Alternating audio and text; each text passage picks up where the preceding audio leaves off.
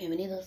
Soy la Bruja Espinada, and I am here with a very special full moon in Sagittarius reading. So let's get started. You guys are lucky. This week there are two separate readings because there's actually a lot going on. We have the full moon in Sagittarius, a lot of fire, determination, things needing to be done. And we're just coming into the first change of the season. We're going into summer. We are in summer. So this reading, we're starting off with the Three of Cups celebration. Now, if you watched the summer solstice reading, it was quite a bit heavy. It's a lot of necessary movement that needs to occur that typically would be felt towards the end of the year as we enter into winter. And yet, it is happening now, right at the start of summer. There's a lot of energy shifts that are going on, and we're entering into the Cancer season. A lot of emotions, a lot of feelings that are being worked through, but that it does not mean it's not something to celebrate. There's a lot of change, and it is reinforced because we have the Nine of Swords. Yesterday, my reading that I did for the solstice, we had the Nine of Wands, and similar to what we had in that other reading, we have death. There is a lot of transition and change that has to occur. This is just restating that fact. We have the Seven of Swords, a lot of pain, a lot of feeling of betrayal. There's a lot going on at this time, which is not a bad thing. It sucks, but that does not mean it's bad. It's all for the better.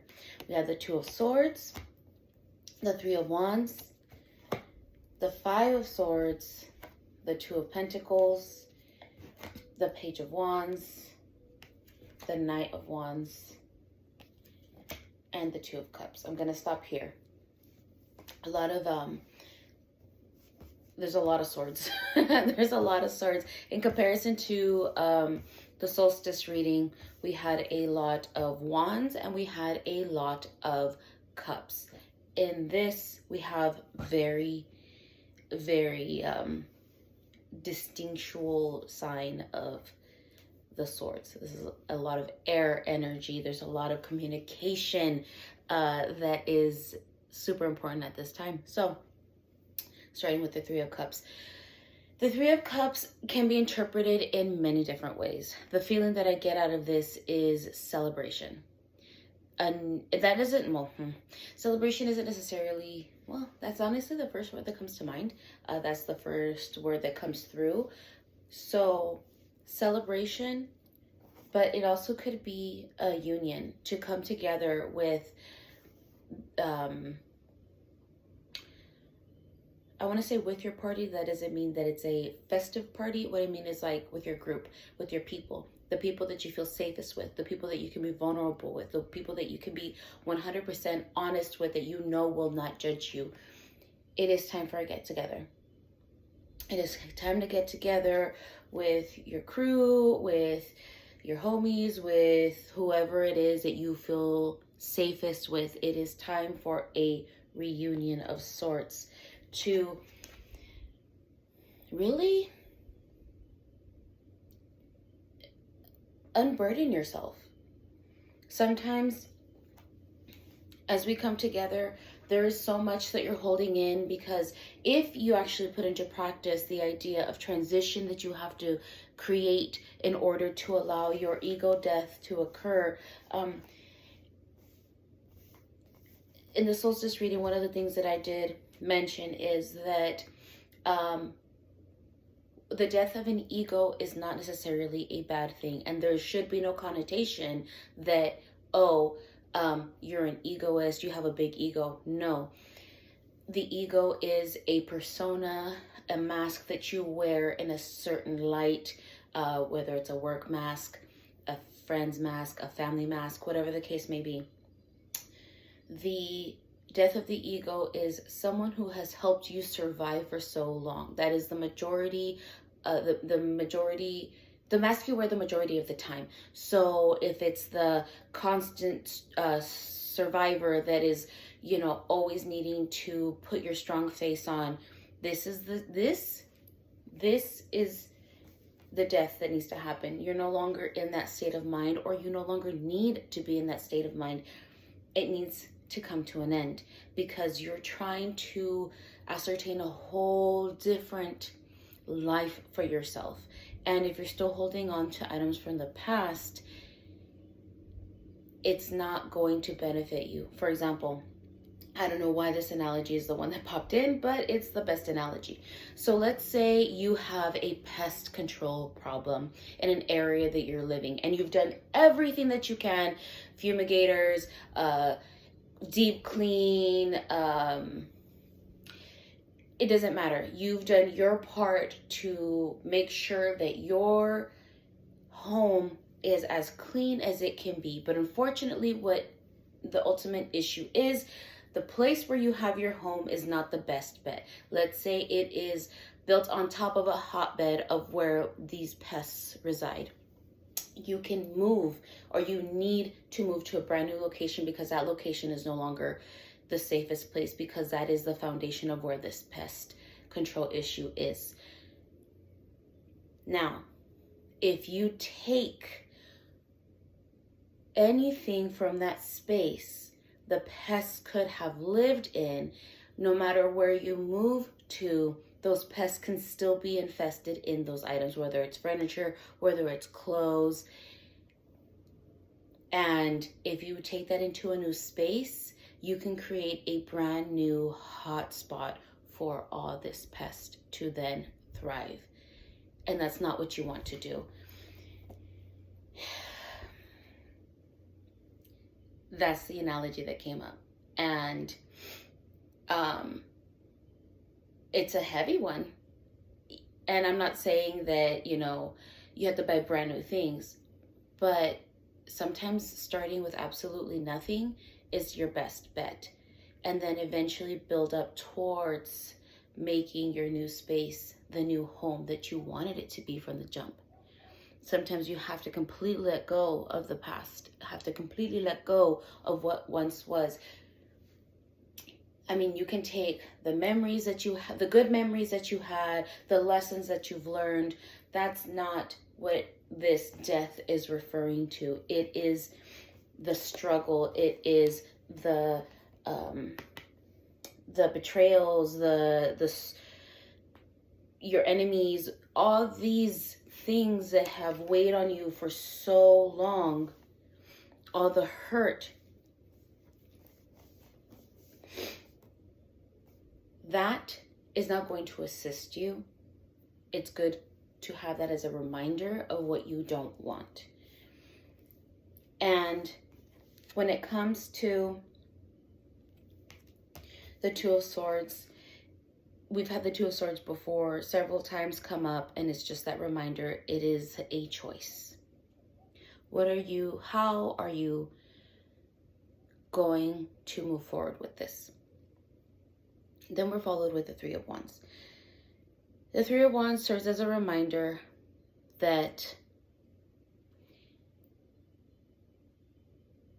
you have not only the ability, but you have that determination, you have that drive, you have that passion that lies within you to keep fighting the good fight. And I say fighting the good fight in the sense of like trying to come out of this hotbed of pest control. But you're the one that has to make that choice. You have to be the one.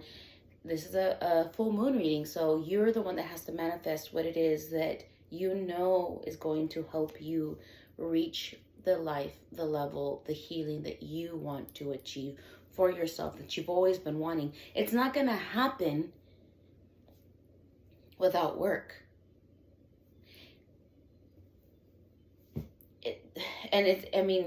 I understand the feeling of like, I've been working so hard. I've been working all my life. Yeah, you're not the only one. And I'm not saying that this to negate your experience or feeling, but something has to change. Something has to change. And the pushback that I get, that I'm feeling right now, it's like, well, I have been, but if the cycle keeps repeating, there's something that hasn't been learned. There's something that has not been done that's different. You've been taking a chance, but it's still a safe chance, and no risk. There's no reward without risk.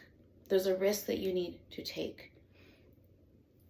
Whether it's cutting someone off, whether it's like actually letting that ego die to become the person that you want to be, to heal in the way that you've been wanting to heal, whatever that case may be.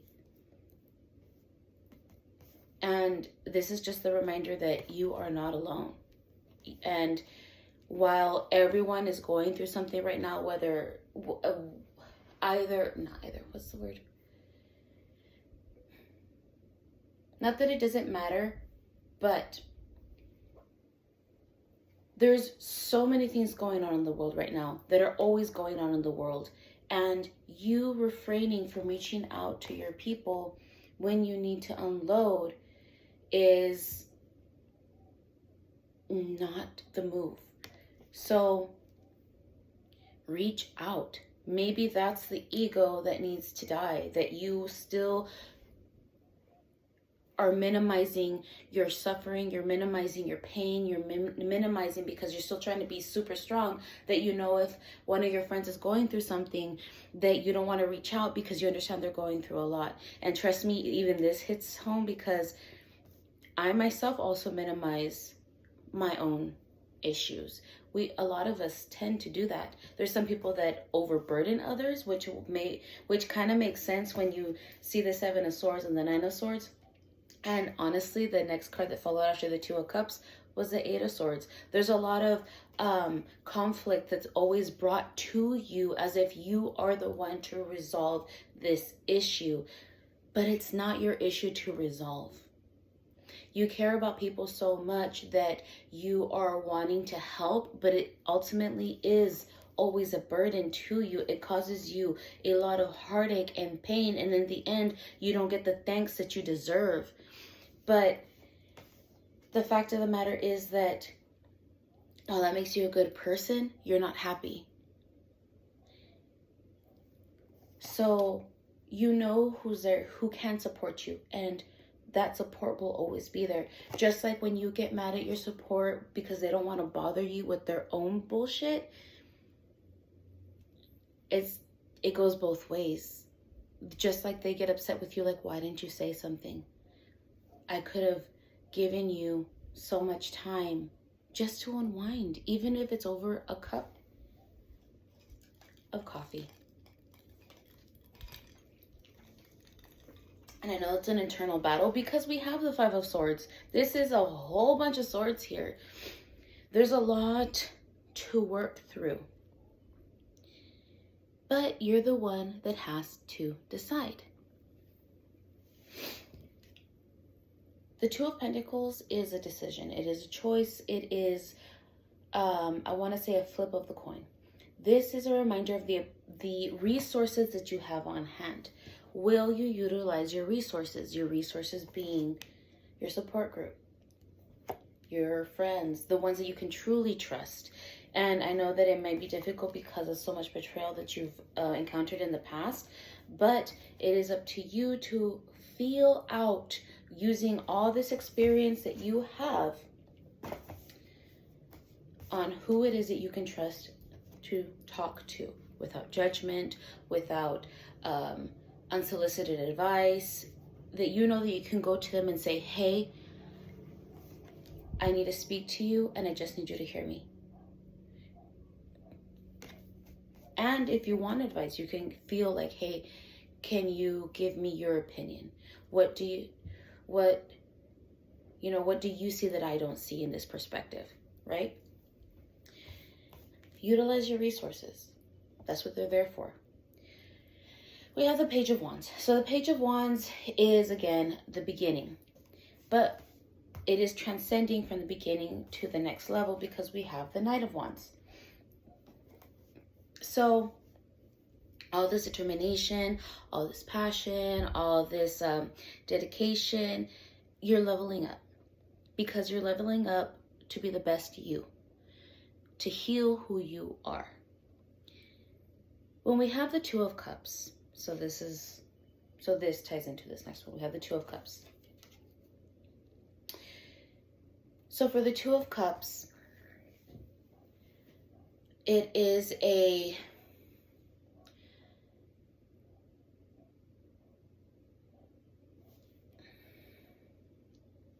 Two of Cups, similarly to the Three of Cups, it is a one-on-one, a feeling of one-on-one, an understanding of one-on-one. So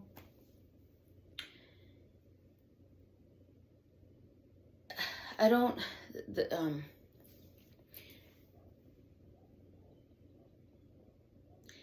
there's someone you can go to talk to. This is a type of, I want to say, collaboration or a reunion, someone that you can come to that may understand you a little bit better than the rest. It's just that reminder, similar to the Two of Pentacles, to use your resources, someone that you can seek guidance from, or that maybe you need to truly open up to, whether that's to bury the hatchet, whether that's to clear the air, whether that's to, again, seek guidance. There is one individual in particular that you need to speak with to handle these negative feelings that have been going on, or burdens that you've been carrying. And it could be, when like I said, to bury the hatchet, like perhaps it was because there was something that needed to be said, that, hey, you know what, I don't appreciate all this, or to tell someone, hey, you know what, thank you for all your help. There has to be a union of clearing the air, you know? So then we end with these two. This is where I'm gonna end this part of the reading. We have the King of Pentacles and we have the Empress. You will be able to, I want to say, master on utilizing all your resources. It's not easy because many people are taught to be independent and don't utilize those resources from people, or because sometimes, you know, memories of the past may show like, hey, you know what, I've reached out before and I got no feedback. You were probably asking the wrong people. You didn't know. That's perfectly okay. But you will become a master of that. We have a lot of swords here, which is air, which has a lot to do with communication and cutting out the bullshit. And you will be able to decipher that as you are on your journey to be the you that you want to be. So, feels heavy, but it's pretty good. It's the death of the ego to transition into who you want to be. So, let's move on. Mighty Fates, what lesson do you have to add to this?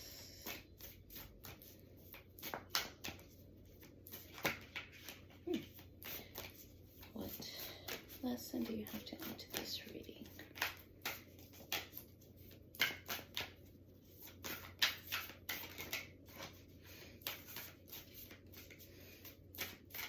But yeah, so as it is the time to manifest, it's always when I want to say something. Okay, so we have two cards that came out. We have the Paradox and we have Boundaries. Ooh, very, very important. I don't think I've ever pulled Boundaries out. So we start with the Paradox.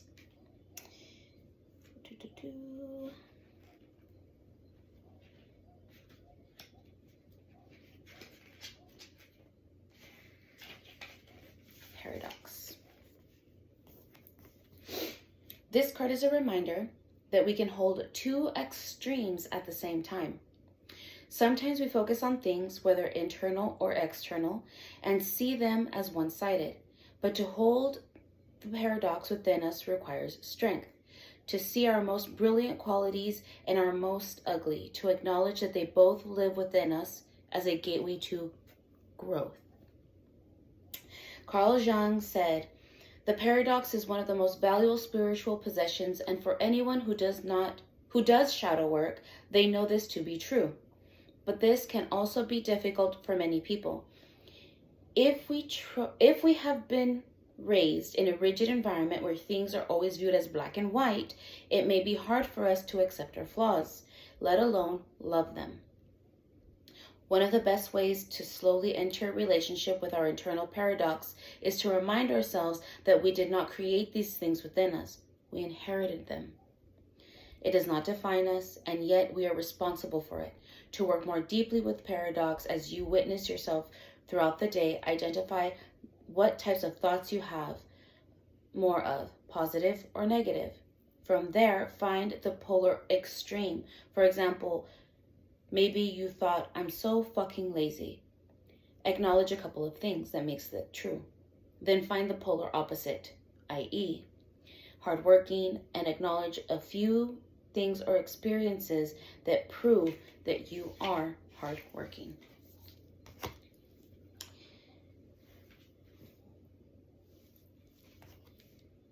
Has a lot to do with this. So let us go into boundaries. I'm very excited to read this one. Again, this is not one that I have ever pulled before in my time having owned this deck. So let's get into it. Boundaries. I have a little armadillo. How cute. Boundaries can be a difficult thing to master. Most people are not raised with a firm understanding of healthy boundaries and either end up being closed off or allow themselves to be invaded they become invading of others. It requires balance and knowing exactly what your needs are. This card asks you to check in with yourself and see where you live on the boundary spectrum. Do you have a healthy relationship with them? Do you struggle in communicating around them? Are there any patterns that continue to crop up around boundaries in your life? Wow. It's that people laying those burdens on you. I don't make this shit up. So here's an exercise, which I really love about this. Sit for a minute and allow your body to relax. Begin scanning your body with boundaries in mind. Where do you feel invaded? What lives there? Are there any places in your body that are calling your attention and asking for more empowered boundaries? Then check in with your throat and your heart. Is there anything it wants to communicate around boundaries? I can't make this shit up. Oh my goodness. So like I said, there's a lot of swords here, a lot of things that has to do around communication. So that makes a lot of sense that we have, who you can communicate with and who you can trust to communicate with, and having those heart-to-hearts and the pain that comes with that unburdening. And well, clearly it has to do with boundaries. It's beautiful. So moving on, animal spirit guides. What reassuring message do you have for our watchers? What reassuring messages do you have? One card, please, if possible.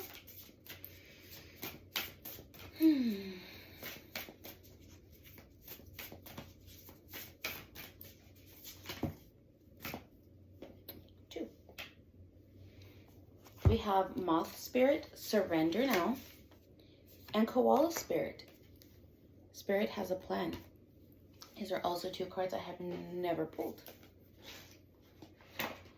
Many firsts today. I'm so excited. Moth Spirit, Surrender Now. Moth Spirit asks, what is guiding you right now?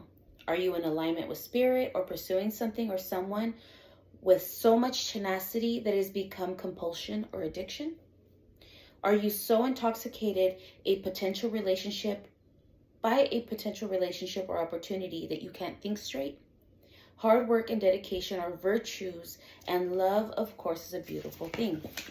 However, When moth spirit appears, it is time to consider if you have gone over the edge in a relentless pursuit, workaholism, overeating, perfectionism, or addiction, or to certainty, or even to a person, may be your current vice. The form of your addiction does not matter so much as the awareness of the consequences of remaining persistent when moderation is needed. Let go of your excessive energy by channeling it in more than one direction. The fire burns hot, and you do not want to be engulfed by your passion to the exclusion of all other pursuits that matter to you. Now is the time for surrender and radical acceptance so that your drive does not cause you to flee or fight. Spirit wants you to release your need for certainty and control so that you can relax into a more balanced way of using your moth spirit energy. Banish the shoulds and musts so that you can enjoy what is you allow for what might be. Moth spirit can be intense and honest about your own compulsive tendencies is needed right now. It is too easy to switch from one addiction to another, distracting yourself from the discomfort of uncertainty and thoughts and emotions that arise when you aren't single-handedly pursuing a goal. Moth spirit calls you to practice moderation in all things and recognize when you think you're headed toward the light, but are really headed into a fire that will cause burnout. Why are you so resistant to letting up? Could you be avoiding difficult emotions you need to feel and release? Now is the time to do a fearless inventory so that your addictive tendencies can be toned down and rechanneled into enthusiastic activity in moderation. You're not a machine. Listen to Moth Spirit's message that a change is needed to support your well-being. Maybe deep down, you know you have become too attached to something and someone. Let go of your need to control the outcome and allow yourself to remember the many ways you want to channel your energy to relationships, to work, to giving to others, to self-care, and to all the other pursuits you value. Well, damn. If that isn't a message, I don't know what is. And I know that hits a lot of people because I know quite a bit of workaholics, and that's the way that they disassociate from the shit that they need to deal with. Not calling you out or anything. Koala spirit. Spirit has a plan. In nature, the koala moves slowly through the branches of the eucalyptus tree, leisurely chewing the leaves, reminding us that life is not a race or competition. Chasing around after every distraction can keep us from recognizing that we have all we need and that spirit will always be there with gifts to sustain us. You're being asked to trust that by moving slowly with faith in abundance that is everywhere, surrendering to a power greater than yourself, you will be able to experience the manifestation of your desire. As you take time enjoying the riches available to you right now, sitting peacefully, you begin to radiate the joy and abundance you seek. Spirit is here to help you discover happiness, pleasure, and contentment. All gifts that are yours now and in the future. Have faith and trust in Spirit's plan for you, and know that you are loved and cherished. Are you feeling uneasy and mistrustful of the world? Have you been hiding in a safe spot, afraid to venture out because you're convinced that life and other people will disappoint you? Koala Spirit has appeared to let you know that your faith is misplaced. The present safety you seek is already passing away because all things are temporary and outer conditions are always changing. Find your safety by placing your faith and trust in Spirit, who will grow in the abundance that is already yours. Perhaps you're acting slowly and overly cautious because you lack faith that there is more for you out there than you know. You may have boxed yourself into a safe space that has nothing else to give you and become so familiar with it that you've forgotten to explore. Are you feeling pessimistic and convinced that there is nothing out there for you? Koala Spirit reminds you that self-care is meant to replenish you so that you can venture out again in faith, trusting that there's no limit to the joy Spirit wants you to experience. Be good to yourself and reconnect to Spirit to reclaim your faith in things yet unseen. Well, damn, those are two very important messages that resonate so hard, and I know for very many people. I sincerely hope that this helps, and I'll see you guys next time.